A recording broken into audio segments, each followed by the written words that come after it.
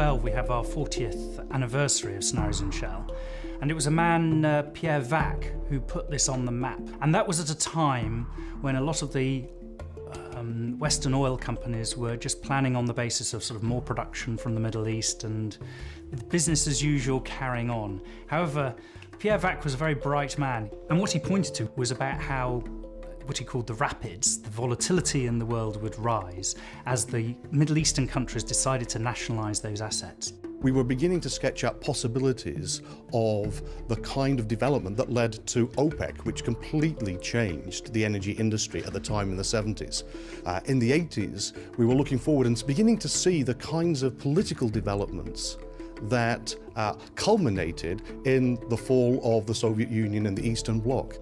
A lot of people had discounted that Russia might emerge and move into the world stage.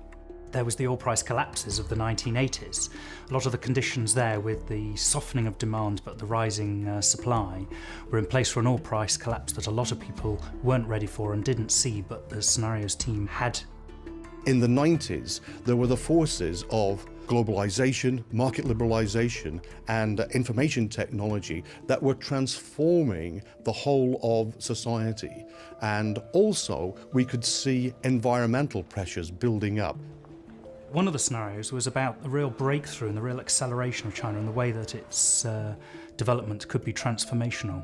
And I think we were ahead of the curve there in charting the way that that might have a really significant impact on the energy system. We had a number of other milestones, like bringing sustainable development on the map, bringing the importance of gas as part of that on the map. We have explored many other things like disruptive technologies. What if electric mobility would really take off, and in what form?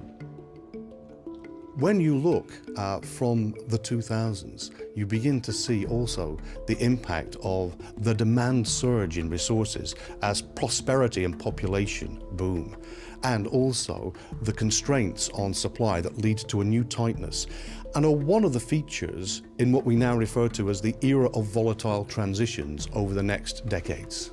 In the sort of shorter medium term, one of the critical questions in the West is how we're going to emerge from the financial crisis.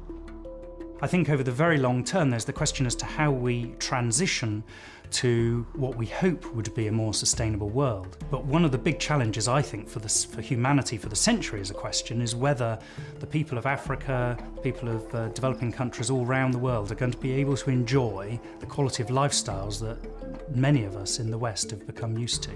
Being a global company ourselves, we really like to understand how that may evolve and how we can have a meaningful part in that process.